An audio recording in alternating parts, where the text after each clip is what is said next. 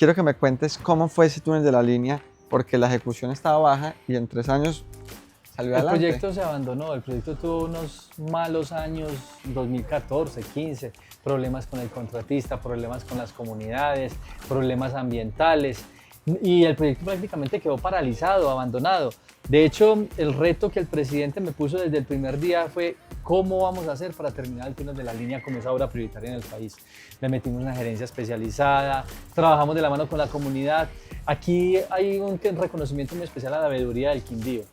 Como nadie en el país, se organizó la comunidad, se organizaron los gremios y me acompañaron en ese proceso. Armamos un cronograma, una gerencia especializada para el proyecto y logramos que al finalizar el año 2020 estuviéramos inaugurando el túnel de la línea y en el año 2021 estuviéramos inaugurando los 25 túneles, los 31 viaductos, los 30 kilómetros de doble calzada. Este proyecto es la obra de ingeniería más compleja, pero también más importante que se ha hecho en la historia de la infraestructura en Colombia y es de aquí del Quindío. Juan, ¿cuánto costó esa obra aproximadamente? 2,9 billones de pesos. 2,9 billones. 2,9. Hay que creerle a la región, hay que creerle a lo nuestro, hay que dejar de pensar que está más allá de las cosas.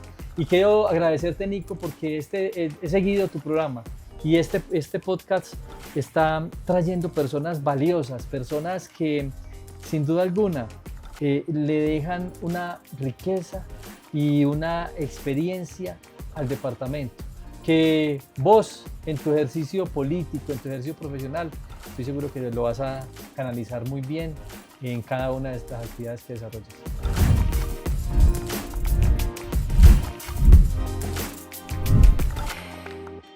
Bienvenidos a Cambio y Fuera Podcast, un espacio para compartir historias, experiencias e inspiración. Una nueva conversación. Hoy tenemos un invitado muy especial, un invitado que aprecio y admiro mucho, el ingeniero Juan Esteban Giles, director nacional de el INVIAS, líder de grandes proyectos nacionales, ingeniero civil, especialista, magíster, que ya vamos a hablar un poco de esa formación. Juan, bienvenido a Cambio y Fuera Podcast. Hola Nico, un saludo muy especial para ti, para toda tu audiencia. Qué bueno estar con vos acá hablando de este departamento que tanto queremos los dos. Juan, la pregunta con la que siempre iniciamos este podcast, ¿quién es Juan Esteban Gil? Juan Esteban Gil es una persona soñadora que nació en Antioquia, en el municipio de Bello, hace 46 años. Soy papá de 2 hijos, de hecho viven aquí en el Quindío, estudian acá y se han formado acá en el departamento del Quindío. Mi madre es antioqueña también, mi padre antioqueño, los dos. Y allá tuve la oportunidad de vivir, de formarme, me fui a estudiar a Bogotá, estudié y viví en Bogotá también bastante tiempo. Y ahora estoy aquí, en el departamento del Quindío. Entonces, me considero un quindiano más, nacido en Antioquia, con experiencia de trabajo en Bogotá, pero que quiero esta región y quiero sacarla adelante y ayudarla. Quindiano por adopción. Juan, ¿por qué el departamento del Quindío? Mi familia llegó acá murió papá hace aproximadamente 10 años. Aquí están mis hijos, mi mamá. Y cuando tuve la oportunidad de terminar el gobierno, me fui a vivir al Reino Unido, a estudiar, regresé, no lo dudé. Quería el Quindío como esta zona, una nueva zona para estar cerca de mi familia, pero también para explorar nuevas formas de gestión profesional. Juan, ¿cómo nació esa vocación por la ingeniería cuando estabas joven? Desde chiquito me gustaban las carreteras, me gustaban las construcciones, me metía a las obras a ver cómo se adelantaban y creo que todo eso desde el colegio fue lo que me llevó a generar ese amor por ayudarle a los demás a través de este ejercicio. Me recuerda a 2 amigos míos. Uno que se graduó conmigo, mi mejor amigo. Estábamos en el colegio y pasábamos por una vía y me decía, ¿cómo estará construida esa vía? ¿Qué cuántos centímetros de asfalto? Y yo decía, ¿de qué está hablando? Yo creo que si ustedes nacen con esa vocación y Sí, ese amor. cómo se hacen las cosas y cómo se hacen para que le sirva a la gente. Yo creo que es algo que le genera a uno esa curiosidad y es lo que la ingeniería hace, abrirle esa creatividad. ¿En qué momento te diste cuenta que estabas en el camino correcto? No, esto ha sido de altibajos. Hay momentos en los que el ejercicio de la ingeniería es muy duro, pero hay momentos en que es muy gratificante. Por ejemplo, cuando estuve en el Instituto Nacional de Vías y cuando uno podía servirle a tantas personas que necesitaban de una carretera terciaria, de un muelle, de una doble calzada, o aquí, por ejemplo, en la región, con el túnel de la línea, creo que ahí es donde uno decía que este era el deber cumplido. Juan, vamos a hablar primero de tu formación de forma muy sucinta, de tu formación profesional, tu formación académica y ya pasamos a esa trayectoria profesional, esa experiencia que has tenido. Quiero que me cuentes un poco, eres ingeniero, eres especialista en magíster, pero ¿cómo ha sido esa formación académica? Soy ingeniero civil, estudié en Medellín. Tuve la oportunidad de estudiar una maestría en ingeniería civil, una en planificación del desarrollo, un MBA, recientemente en sostenibilidad y ahora estoy estudiando en una maestría en regeneración y desarrollo sostenible. Entonces he tratado como de abarcar todas las áreas de la ingeniería, buscando temas de innovación y buscando temas de sostenibilidad, hacia dónde son esas nuevas tendencias globales, porque esto es de estar permanentemente actualizado para efectivamente generar un buen ejercicio. Juan, en tu experiencia profesional has sido gerente de grandes proyectos, asesor técnico, especialista en diferentes áreas. También dentro de la entidad, dentro del INVIAS, escalaste unos peldaños y en el 2018 el presidente Iván Duque te nombra como director nacional del INVIAS. Duraste los 4 años, que es difícil encontrar que un director del INVIAS permanezca los 4 años.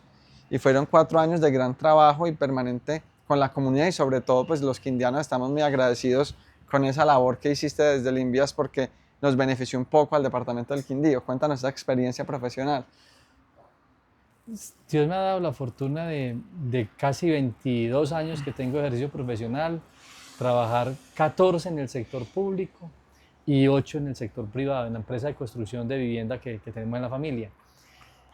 Pero el tema del servicio público es lo que me ha marcado mi vida, es como esa vocación natural que he tenido. Y ha sido en el sector de la infraestructura y del transporte. Empecé desde el profesional más bajito en el Ministerio de Transporte, cuando trabajaba en el gobierno del presidente Álvaro Uribe Vélez. Ahí con el ministro Andrés Uriel Gallego Henao tuve la oportunidad de conocer el país, de recorrer el país, de entender cómo funcionaba y fui escalando poco a poco, pasé por diferentes entidades, como lo decías, por la ANI, por el Ministerio de Transporte, y llegar a la Invías fue como esa cúspide en la que todo ingeniero, desde que está en la universidad, quiere llegar, como ingeniero, como tal. Porque sin duda alguna era la posibilidad de expresar y de materializar toda esa experiencia y todo ese recorrido al servicio de tantos que necesitan de conectividad en el país. En ese rol como director del INVIAS durante 4 años, tienes un rol o un proyecto que tú dices, ese proyecto fue el más significativo y dejó huella. El túnel de la línea, el Para cruce de ti. la cordillera central. Es que ese proyecto yo lo vine a hacer desde que estaba en la universidad. Mi tesis de grado la hice ahí. Empecé siendo profesional ahí muy chiquitico. Cuando se empezó a hacer el túnel piloto, el túnel estudio, yo fui el gerente de grandes proyectos quien terminó ese túnel piloto. Después saqué la licitación. Cuando llego al al gobierno del presidente Iván Duque, en donde estuve los 4 años como director, como lo decías ahora, llego y encuentro el proyecto totalmente caído, abandonado, derrumbándose. Pues fue el reto que se me metió en la cabeza y que me trajo 15 años atrás desde que estaba en esa tesis de grado y que era ese sueño de poder sacarlo adelante, un proyecto que era imposible, inviable, y desde ahí armamos ese plan para sacarlo adelante. En menos de 3 años, me corriges si no estoy mal, el proyecto tenía una ejecución inferior al 40% y el gobierno Duque terminó ese proyecto en 3 años, tanto el túnel como el cruce de la Cordillera Central, que fue otra obra que tuve la oportunidad de ir a la inauguración en el año 2021, si no estoy mal, Así es. nos vimos ahí. Quiero que me cuentes cómo fue ese túnel de la línea, porque la ejecución estaba baja y en 3 años salió El adelante. proyecto se abandonó, el proyecto tuvo unos malos años, 2014, 15, problemas con el contratista, problemas con las comunidades, problemas ambientales, y el proyecto prácticamente quedó paralizado, abandonado. De hecho, el reto que el presidente me puso desde el primer día fue cómo vamos a hacer para terminar el túnel de la línea como esa obra prioritaria en el país. Le metimos una gerencia especializada, trabajamos de la mano con la comunidad. Aquí hay un reconocimiento muy especial a la veeduría del Quindío. Como nadie en el país, se organizó la comunidad, se organizaron los gremios y me acompañaron en ese proceso. Armamos un cronograma, una gerencia especializada para el proyecto y logramos que al finalizar el año 2020 estuviéramos inaugurando el túnel de la línea y en el año 2021 estuviéramos inaugurando los 25 túneles, los 31 viaductos, los 30 kilómetros de doble calzada. Este proyecto es la obra de ingeniería más compleja, pero también más importante que se ha hecho en la historia de la infraestructura en Colombia. Y es de aquí del Quindío. Juan, ¿cuánto costó esa obra aproximadamente? 2,9 billones de pesos. 2,9 billones. 2,9. Pero hay un dato muy importante. Tú como director del Invías en el cuatrenio manejaste 25 billones de pesos. Sí. Yo creo que uno de los presupuestos más altos en la historia del Invías. ¿Cómo es manejar 25 billones de pesos? No, ¿Cuál es esa eso es- responsabilidad con los colombianos si saliste, estás libre, estás sin investigaciones, sin problemas judiciales, disciplinarios? Creo que es un reto. ¿Y cómo es esa experiencia? Eso es un reto, yo creo que lo más grande es que ha tenido institucionalmente una entidad en el sector transporte, porque lograr estructurar, lograr contratar y lograr tener cobertura a nivel nacional, pero hacerlo con transparencia. Nosotros creamos los pliegos tipo, volvimos la forma de contratar y de seleccionar los contratistas, acabamos con eso que ya se hacían los trajes a la medida en los procesos de contratación. Nosotros acabamos con eso y empezamos todo ese proceso de implementación de esos pliegos tipo que al final hacen que la selección de contratistas y la ejecución de obras con esas gerencias especializadas casi que les poníamos encima el trabajo que teníamos que adelantar con ellos. Pero hicimos un trabajo adicional que fue muy importante, fortalecer el control social. Y es que con las veedurías, como la que aquí se hizo en el Quindío, fue que logramos, y de la mano de la Contraloría, de nuestro Contralor Pipe Córdoba, recuerdo, que logramos ese ejercicio de unir la comunidad, los gremios y el sector público para sacar adelante los proyectos. Así lo hicimos a nivel nacional y creo que ese fue el gran reto. Y no es solo eso, Nico, aquí en el Quindío invertimos 2,1 billones de pesos. Nunca a través de obras públicas se había hecho una inversión de esa magnitud en el departamento del Quindío. Ya iba para ese punto, pero primero quiero 25 billones de pesos, más o menos 50 veces el presupuesto del departamento del Quindío, es decir, el presupuesto... 50 veces. 50 veces, aproximadamente medio siglo, es decir, el presupuesto que manejaste era 50 años de nuestro presupuesto de nuestro departamento aproximadamente. Yo creo que es un tema bien complejo, es un presupuesto muy alto y muy elevado y la proporción de manejar ese presupuesto. Y para ese tema iba, de esos 25 billones, 2,1 billones de pesos fueron para el departamento del Quindío. Fuiste o eres reconocido como la persona que más inversión le atrae al departamento del Quindío. Yo creo que tenemos una gratitud grande porque le invertiste al departamento 2,1 billones de pesos. ¿Qué te motivó a darle esa inversión al departamento del Quindío y por qué lo hiciste? Es que, como les decía en un principio, el túnel de la línea fue ese sueño desde hace muchísimo tiempo. Pero el túnel de la línea no era todo para el departamento del Quindío, era abrir las puertas a la conexión con Bogotá y con medio país. Y en esa conexión con Bogotá y con medio país, el Quindío se vuelve el epicentro de esta región y se vuelve el corazón de Colombia. Con las autopistas del Pacífico que está desarrollando la ANI hacia Medellín, estamos a 4 horas de Medellín. Con las dobles calzadas hacia el Valle del Cauca, estamos a 3 horas del Valle del Cauca. Entonces, aquí estamos en una zona central que junto con el ferrocarril, Río Cauca, Cordillera Central, Túnel de la Línea y toda esta conectividad hacia el Chocó, hacia el norte del valle, estamos haciendo que esta región tenga una vocación de desarrollo totalmente diferente y que aquí en el eje empiece a ser importante y empiece a ser protagonista. Por eso era necesario complementar esa inversión del túnel de la línea con otras obras. Por ejemplo, a mí me tocó la terminación, el proyecto desde Malibú hacia el Club Campestre. Ese proyecto inició en el gobierno del presidente Santos, pero inició con la compra de predios y la contratación. Cuando iniciamos el gobierno, el proyecto estaba casi como hoy están las dobles calzadas entre Armenia y Calarcá, Sí. casi abandonadas. Nosotros tomamos una decisión y es invertirle los recursos adicionales necesarios y sacarlo adelante. Lo logramos y lo pusimos al servicio. Desafortunadamente, por ejemplo, este gobierno de Calarcá a Armenia encontró un proyecto que venía en ejecución, tenía recursos, y en vez de inyectarle recursos adicionales, le quitó 38.000 millones de pesos. Lo suspendió y no le quiso inyectar más recursos. Lo mismo de la vía de doble calzada, que nosotros dejamos casi 430.000 millones de pesos desde Armenia hacia Montenegro, Cartago, en donde ya recientemente Findeter adjudicó un contrato por 225.000 millones de pesos y empiezan las obras. Nos prometió que iniciaba obras ahorita en el mes de noviembre. Entonces, todo este desarrollo es lo que va a generar esa conectividad de dobles calzadas, pero se complementa también con las vías terciarias. En el departamento tenemos vías terciarias y tenemos alrededor de 1.400 kilómetros de vías terciarias, 120 kilómetros pavimentados. Nosotros logramos que en cada municipio tuviéramos al menos 1.000 millones de pesos de inversión para ejecución de vías terciarias, un convenio global con la gobernación de 20.000 millones de pesos. Y un proyecto muy bonito. No, es que son muchas las inversiones que se lograron acá en el departamento, Nico. Muchas las inversiones tratando de buscar tecnología, innovación, conectividad y desarrollo regional. Juan, centrémonos en el departamento del Quindío y quiero darte una cifra.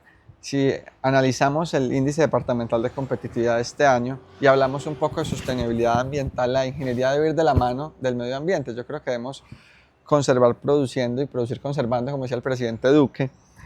El Quindío ocupa el puesto 30 en sostenibilidad ambiental del país, es decir, 30 a 32. Es un tema preocupante, es decir, que es un tema de estudio, de análisis. ¿Qué proyectos consideras tú, Juan, teniendo en cuenta esta realidad, que sean urgentes para el departamento del Quindío, pero que también le apuesten en la sostenibilidad ambiental, porque también debemos cuidar nuestros recursos naturales y nosotros tenemos una riqueza natural como departamento enorme, aparte de estar en el paisaje cultural cafetero por la UNESCO? Creo que es fundamental. ¿Qué proyectos crees que se deben llevar a cabo protegiendo esa sostenibilidad ambiental? El departamento del Quindío no debería ver la sostenibilidad como un adicional, debería ser la columna vertebral del desarrollo del departamento. Nosotros aquí somos, en servicios ecosistemas, somos potencia. Tenemos agua, tenemos los paisajes, tenemos todo el recurso forestal y esto hace que tengamos un diferencial a nivel nacional, la ubicación estratégica. Por ello es que hay muchos proyectos que se podrían desarrollar acá, proyectos de renovación urbana en Armenia, proyectos de tratamiento de aguas residuales, proyectos de mejoramiento del sistema de potabilización de agua, proyectos de economía circular con el manejo de los residuos sólidos. Pero en temas de infraestructura le quiero hablar de un proyecto que va de la mano de la sostenibilidad y es las vías verdes. Proyectos que el presidente Iván Duque dejó dentro de ese paquete de inversiones aquí en el Quindío y firmamos un convenio con la gobernación por casi 50.000 millones de pesos para conectar por el antiguo corredor férreo desde Salento, Armenia, recuperando la estación del ferrocarril, yéndonos hacia Montenegro, Quimbaya, al antiguo corredor férreo, transformarlo en una vía para peatones, para ciclistas, para turistas, para que los campesinos vendan sus productos, a todo ese nuevo recorrido, una nueva forma de ver esas infraestructuras que tenemos. Es que es patrimonio arquitectónico del departamento y del país. Esa estación del ferrocarril abandonada, Juan, o esos puentes hacia Boquía y esos ¿y túneles. qué pasó con ese proyecto? Ese proyecto en este momento, yo estaba haciéndole seguimiento porque nosotros dejamos los recursos, lo dejamos totalmente financiado. Proyecta ha venido realizando los estudios y diseños, ya hay un contratista adjudicado. Yo he estado haciendo como presión social para que se lleve a cabo, para que la plata no se pierda. Sí. Y creo que es una invitación a la que la comunidad está haciendo control social en ese proyecto específico, Nico, porque es un proyecto que nace, ¿sabe de dónde nace ese proyecto? De las negociaciones con los jóvenes del Quindío en la época del estallido social. Me acuerdo que todos me decían, oiga, recuperemos la estación del ferrocarril. Y ahí quedó la plata para todo eso.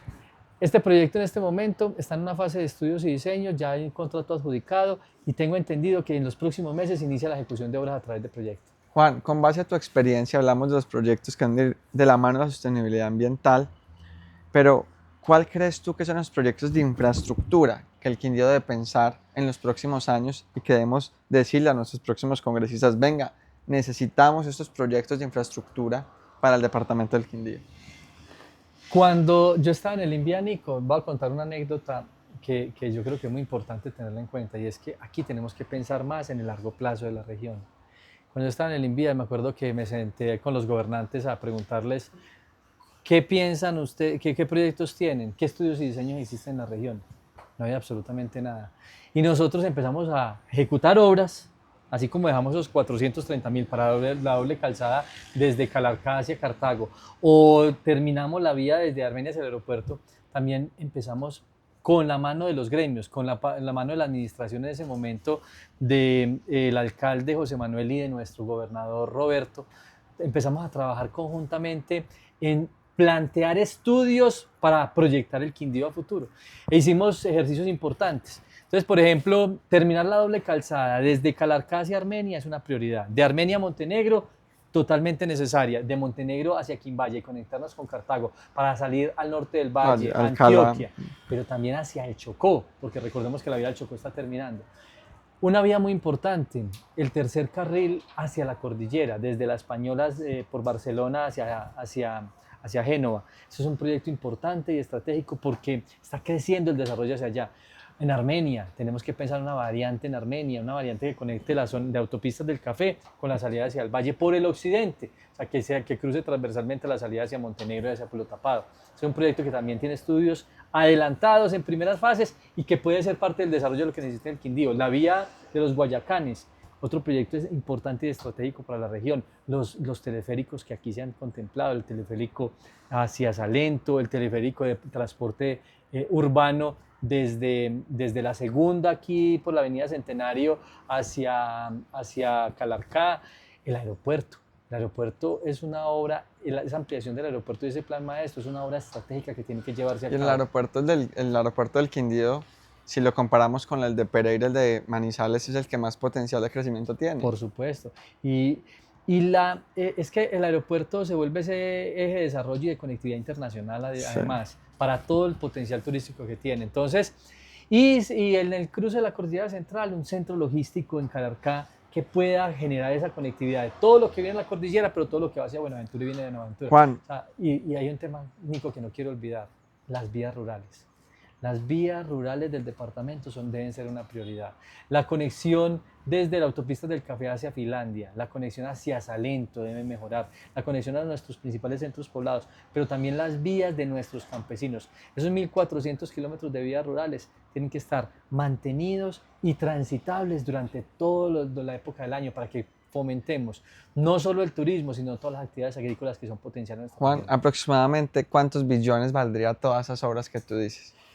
Un aproximado. No tengo todavía claridad de ese ejercicio, pero es importante. En este momento estamos haciendo un trabajo liderado por la Universidad del Quindío, ProQuindío, la Gobernación, la Alcaldía, Confenalco, hay empresa privada, gremios, el Comité Intergremial, y estamos haciendo una visión al 2050, una visión en la cual estamos planteando cómo disminuimos la brecha en el Quindío y en Armenia, cómo trabajamos en cada uno de esos sectores sociales, cómo la sostenibilidad es el hilo conductor hacia el desarrollo, cómo generamos procesos de eficiencia energética, economía circular, movilidad sostenible, cómo generamos todos esos elementos necesarios para que el Quindío al 2050 definitivamente genere procesos de desarrollo en torno a la sostenibilidad.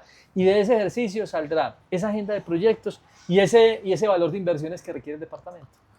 Juan, un tema, ahora lo tocaste, las dobles calzadas del Quindío, específicamente la de Calarcá, Armenia, Montenegro. Dejaste una inversión de 430 mil millones de pesos, empezaban las obras en Armenia, vía Calarcá vemos la María, hasta la María empezó la obra va a quedar tirada porque según el gobierno nacional no hay plata, se dejaron financiarse esas obras con 430 mil millones de pesos. ¿Qué decir de una obra que se puede convertir en un elefante blanco en la región? Eso es muy triste la situación, porque era una obra para haber terminado en el año 2022-2023. Tuvo unos retrasos, pero al 2025 todavía uno ve la obra abandonada. Llevamos 2-3 años en donde no hemos visto contratistas, donde uno no ve maquinaria, donde el valor en el tiempo, es que recordemos que desde que se adjudicó la obra hasta hoy, casi que la inflación ha subido un 50%. O sea, si nosotros íbamos a ejecutar 10 kilómetros, la plata disminuye casi a 5 kilómetros, pero adicionalmente se perdieron recursos. En el primer tramo se dejaron perder casi 38 mil millones de pesos. ¿Esto qué conlleva? ¿Y por qué se dejaron perder, Juan? Vigencias expiradas, procesos administrativos que no gestionó este gobierno. Pero esto de que no hay plata, eso definitivamente pues no lo creo. Y se lo voy a comentar por qué, Nico. La semana pasada el gobierno nacional aprobó un documento COMPES con inversiones por 15 billones de pesos. en supuestamente todo el país, y el departamento del Quindío no tiene un proyecto dentro de esos proyectos de infraestructura. O sea, perfectamente estaban diseñados, tenemos licencias, tenemos absolutamente todo, y si le faltaban recursos, el gobierno nacional, ¿por qué no lo priorizó? ¿Por qué priorizó 15 billones en todo el resto del país y no generó nada para absolutamente el Quindío? Esto lo que demuestra es que la voluntad política que tuvo el presidente Iván Duque fue determinante para que el Quindío tuviera toda esa inversión, y el abandono que hoy tenemos con este gobierno se ve reflejado en esas decisiones. Es decir, para el gobierno Petro, el departamento del Quindío no es una prioridad, y hay quindianos que lo defienden y no somos prioridad para el gobierno. No veo los proyectos que estén ¿Y ejecutados. cuántos recursos se faltan para terminar esa obra, Juan? Me decían recientemente que 130.000 millones de pesos entre La María y Calarcá. O sea, de 15 billones el gobierno podría sacar lo que lo representa el 1% de esos 15 billones e invertirlos al departamento del Quindío para que una obra que ya tiene una inversión no quede como un elefante blanco. Perfectamente. Ese es el mensaje que debe quedar, y es la inoperancia y la competencia del gobierno para apostarle a la región y para apostarle al eje cafetero. Juan, hay un tema importante en el departamento del Quindío: autopistas del café. Hay una alta concentración de peajes, digamos que los peajes entre sí son muy cercanos y las tarifas son muy altas, y Autopistas del Café se había comprometido a hacer unas obras y están pidiendo que nuevamente les hagan una concesión. Desde tu experiencia, desde tu conocimiento de ese tema, hay concesiones que son relevantes y necesarias, pero yo creo que a Autopistas le ha faltado más compromiso con la región. Autopistas del Café es un proyecto que sin duda alguna ha generado desarrollo en la región. Sí. Llevan un poquitico más de 20 y pico de años, 24, 25 años en plena ejecución, y todavía creo que hay trabajos de construcción. Sin embargo, el resultado hoy se ve. Hoy tenemos conectado el departamento de Quindío, Risaralda y Caldas con unas dobles calzadas muy buenas para todo el desarrollo que ha venido fomentando en temas turísticos, en temas de cooperación y colaboración entre departamentos. La obra ya prácticamente está hecha. Nosotros aquí deberíamos de dejar de estar concentrados en pensar en cómo hacerlo, deberíamos de estar pensando en qué hacer. Al departamento del Quindío le falta la doble calzada desde Calarcá hacia La Paila, y eso es una prioridad que se tiene que trabajar conjuntamente con el Valle del Cauca. Creo que la carretera entre Armenia y Pereira prácticamente está lista. ¿Qué vería yo que le hace falta? Una buena ciclovía o un bicicarril. Y la conectividad como lo decía ahora, con Armenia, con Montenegro, con Salento, con Finlandia y con Salento. El acceso a Pereira. Pero lo que sí no puede suceder es lo que hoy están fomentando, no sé quién, pero en vez de unirnos nos está dividiendo al eje cafetero.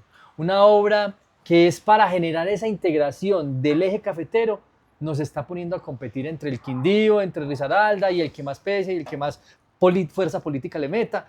Y creo que ahí hay una equivocación conceptual de lo que deben ser ese proyecto de Autopistas del Café.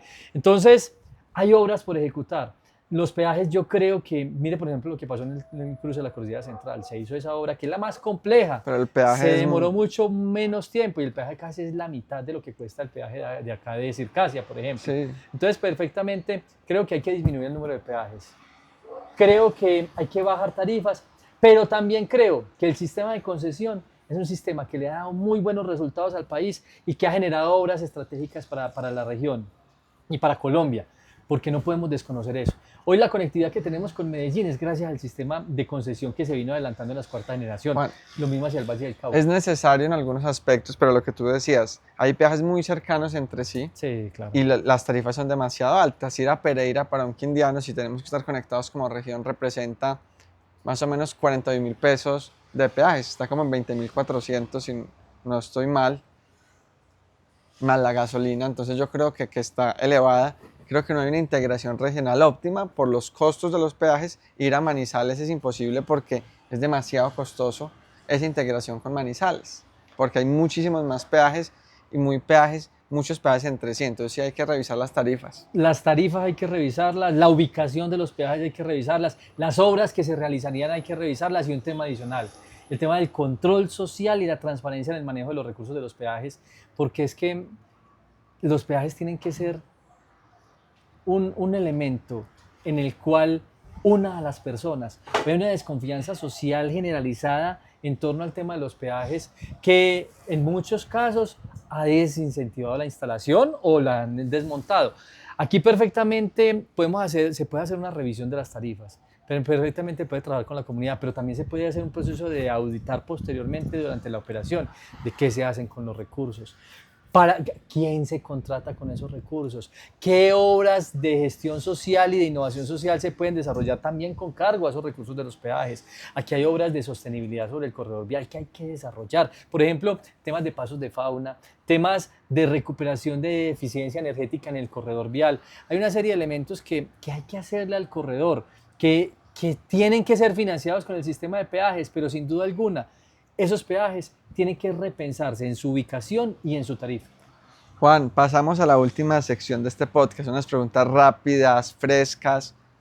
¿Cuál ha sido el momento más gratificante, pero también el más desafiante en tu carrera? El gratificante, el haber terminado el cruce de la Cordillera Central. Bueno, y desafiante a la vez. Cuando llegué al Instituto Nacional de Vía, la primera visita que hice fue llegar al túnel de la línea y encontrarme con una obra totalmente caída en un reto.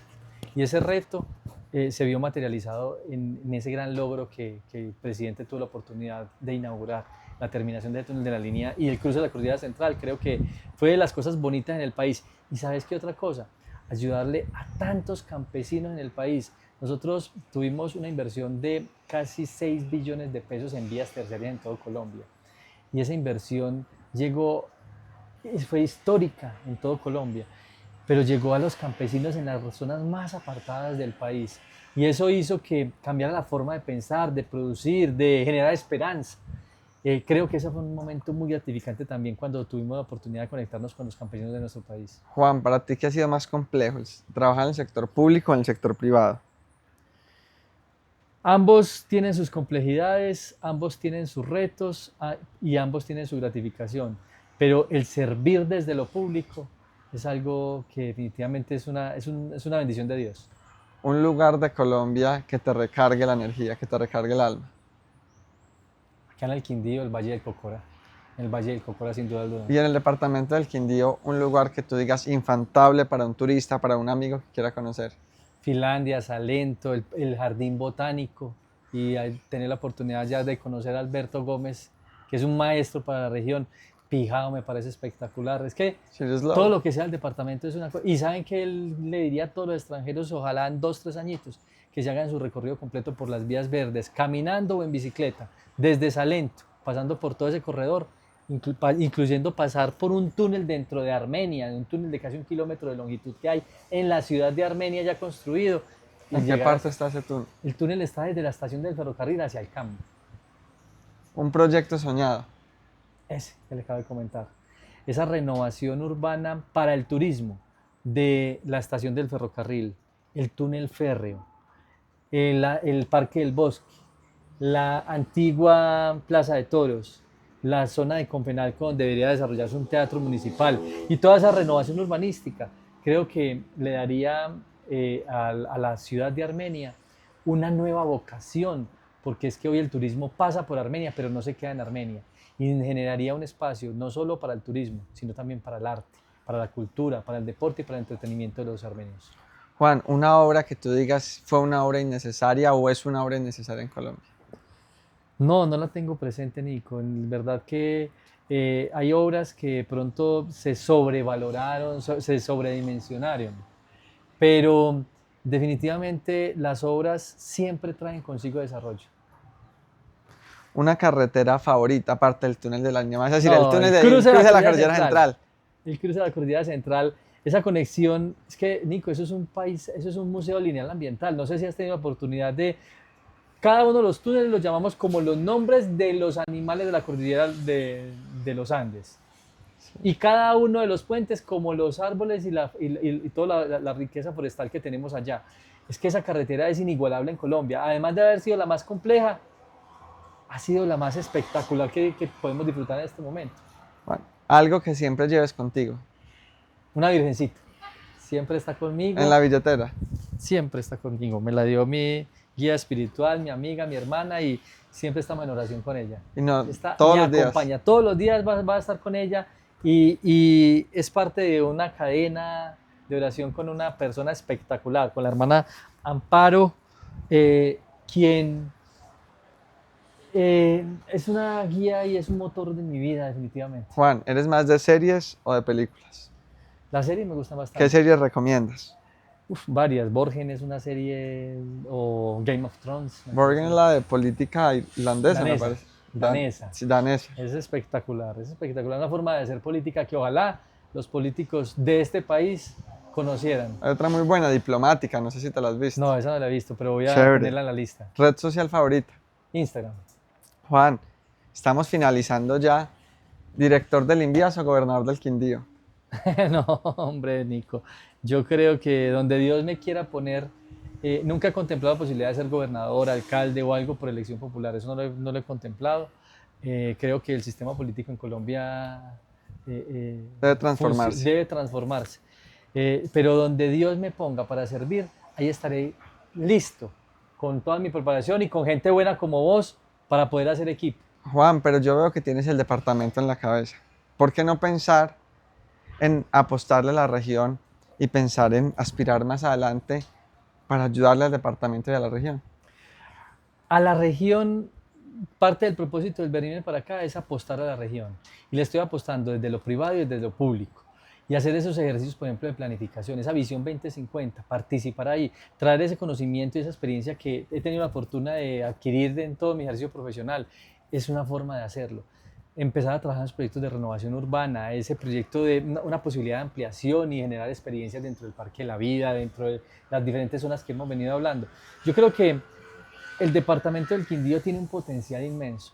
Transformarlo en torno a la sostenibilidad le genera oportunidades a esa nueva generación que ven en los políticos desesperanza, pero que en todos los servicios ecosistémicos que aquí se tienen, un diferencial que hace que los quindianos tengan unas herramientas y un potencial para que sea totalmente competitivo a nivel nacional.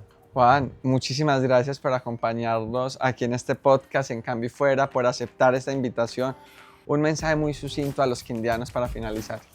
Nico, crean en la región. Esta es una región que tiene personas valiosas, que tiene procesos que han sabido demostrar la resiliencia y que hoy, ante todas las nuevas tendencias globales, hoy tenemos diferenciales. Apuéstenle a la sostenibilidad. Los jóvenes crean en que ese trabajo social colaborativo y que ese trabajo desde lo ambiental puede marcarnos diferenciales y puede marcarnos formas de hacer las cosas totalmente diferentes. Jóvenes como vos, Nico, que ha venido liderando procesos aquí en el departamento, que se unan en torno a estas causas comunes, con el sector privado, con la academia, con las instituciones, para que entre todos saquemos adelante una región que estoy seguro va a ser líder a nivel nacional.